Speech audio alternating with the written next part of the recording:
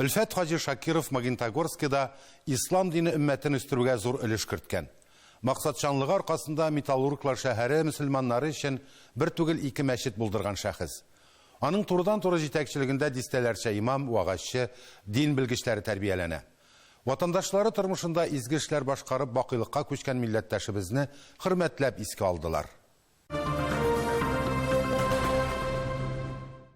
Хәзрәт айрым бер кеше улайма, ул бер вакытта үпкәләшеп, ите биреме торган, ул гади. Килгән бер җирендә Коръан укымайсы чыкмайдыр я.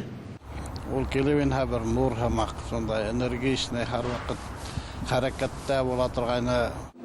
Менә шулай Гөлдар ханым. Һәр вакыт халык белән Өлфәт хәзрәтнең бер көне түгел, бер сәгате диярлек буш түгел, һәр вакыты эш белән билгеләнгән булыр иде.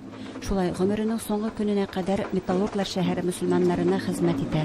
Әтисе тырышлыгы белән ачылган шәһәрнең беренче мәчетендә имам хатиб була. 20 елдан артык Магнитогор шәһәренең мөселман дине әһелләре лидеры була Өлфәт хәзрәт Шакиров. Җирле халыкның дини ихтиҗларын канәгатьләндерү, моның белән беррәттән шәһәрдә мәчетләр булдыру мәсьәләсендә хәл итә.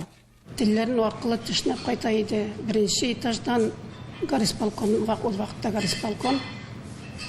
Беренче этаждан 5нче этажга, 5нчедән 3нчегә бер подпис интерешен шулай итеп йөреп кайтып алды инде ул мәчетне.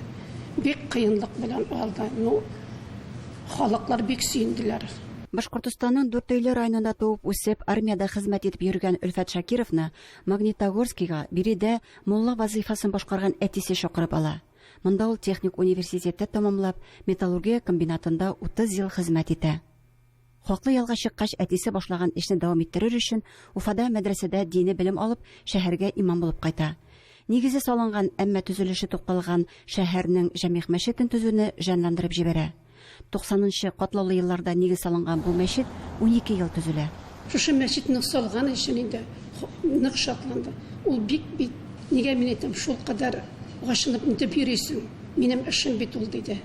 Магнитогор җәмигъ мәчетенә 11 милләт вәкилләре намазга йөри. Аларга 2 дистәгә якын вагазны Өлфәт Хаҗи укыган. Ул любой халык белән, любой нилә телдә сөйләшеп, шундый ниләрне алып барая. Менә аның теге зәйтегендә ул безгә үрнәк буларак яшь буыннарга, яшь имамларга. Өлфәт хәзрәт минем укытучым, остазым булды. Ул мине дингә өйрәтте, намазга вакыттырды. Совет заманында Өлфәт хәзрәтнең әтисен хөрмәт итеп, указлы мулла дип йөртер булганнар. Ә Хаҗиның үзен замандашлары орденлы мулла дип атадылар. 2012 елда Чиләбе өлкәсенең дәрәҗәле чиновниклары белән бердән бер дин әһелендә орден белән бүләклиләр. Ул Магнитогорскидан Өлфәт Хаҗи була. Бұл орден аңлатыла за облагораживание земли российской. Ул Магнитогорскиның 2 мәчетендә дә вәгазь генә укып калмый. Шәһәрнең якын тирәдәге 9 районы имам мөхтәсибе вазифасында үти. Биредәге мөселманнарга хаҗ сәфәрләрен оештыра. Шул ук вакытта шәкертләрне дә өйрәтә. Ул миңа шуны әйтеп калдырды, ниндәй генә нациялаума һәм без мусулманлар бердәмлек булырга тиеш, бергә булырга кирәк. Ул башлаган эшләрне дә дәвам иттерәчәкбез. Хаҗи үзе дә безнең йөрәкләрдә һәм дуаларда калачак, диде шәкертләре, диндәшләре Өлфәт хәзрәтнең хәтер көнендә. Гөлдар Хафизова, Татарлар, Магнитогорск.